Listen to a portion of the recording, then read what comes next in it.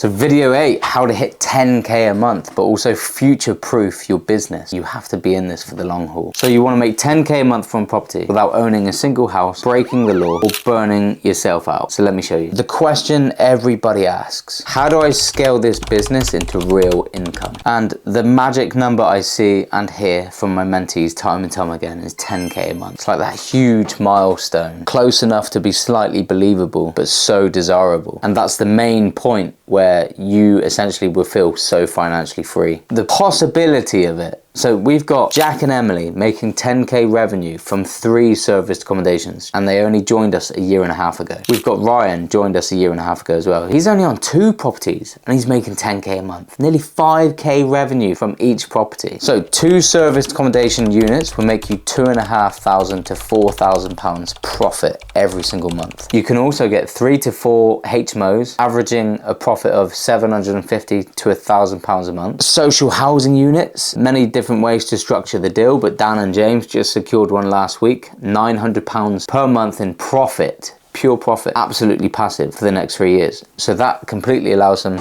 more time to go and structure more deals. 2 to 3 of those deals, that's pretty much £3,000 a month, fixed profit every single month. So that's key. It's the mixture of the strategies. That's stability, that's scalability. So how do you future-proof your business? We don't want to scale recklessly. That's not what we want to do. It's got to be controlled. Let's say someone come up to you and say, Kenny, I've got 10 deals. I know you're new. I know you're really keen. I'm willing to let you take on these 10 properties. That is a go big or go home moment. I took on 3 HMOs all at the same time. For me, that was a go big or go home moment. I was exceptionally stressed. I could barely afford it. I was relying on the month free periods as well to pay for the next property and the next one. My firstborn was due at the same time. I do not recommend going big to potentially go home. That was very much at the forefront of my mind, is I am in a go big or go home moment. But I knew I mitigated the risk through due diligence, demand. I'd secured tenants before I actually even collected the keys, because I'd signed the contracts. The properties were mine, so I could secure tenants. I secured tenants before I even collected the keys. I had a bit of time to plan, so I was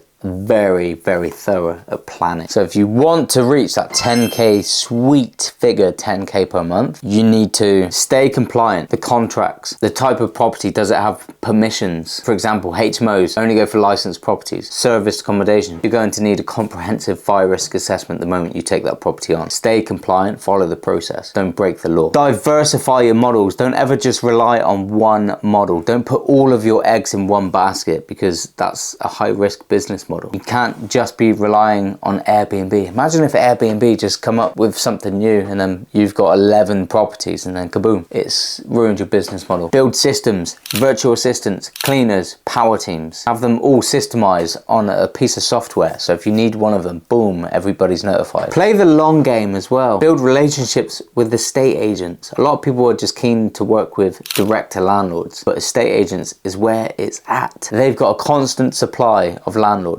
coming to them. So why would you not want to build a relationship with an estate agent? They hold the keys. A lot of people see them as gatekeepers. I see them as key holders. So one of our students is called Ryan. He works at his office, his window looks directly out onto one of our main competitors, and he didn't join them. He joined us. He joined me and my team because he knows for sure he would get a result under our mentorship. Even though he's directly a 2-minute walk and he could be speaking to all of them, he joined us. He secured his first property, then he secured his second property, then he had bookings absolutely flying in. This is his calendar just from 2 properties, packed. He has optimized his business, so when property 3 comes along, property 4 comes along, he's got the systems, he's got the virtual assistants, he deals with the client communication, he just adds it to the portfolio. His stress levels don't increase. He's making 10K a month just from 2 serviced accommodation units because he followed the blueprint. It's optimized. He knows what he's doing. You don't need 10 properties to hit 10K a month. Ryan is just one of our students. We've got Jack and Emily doing exactly the same. We've got Sam and Zach doing exactly the same. We've got many other clients doing exactly the same. A lot of my clients are making over 5K a month. A lot of my clients are financially free. So they just followed a blueprint and they kept it compliant. That's why I hammer on about future proofing, because I don't want you to win fast and lose faster. So I hope this has been helpful. This whole series is giving you the keys to the castle, but if you want the full map, that's what I do inside my mentorship. So if you're serious about hitting 10K in 2026, without the stress and the guesswork, here's what to do. Comment 10K on this video and I'll send you my full free guide on scaling smart. And if you're ready to move faster, book a call with me. The link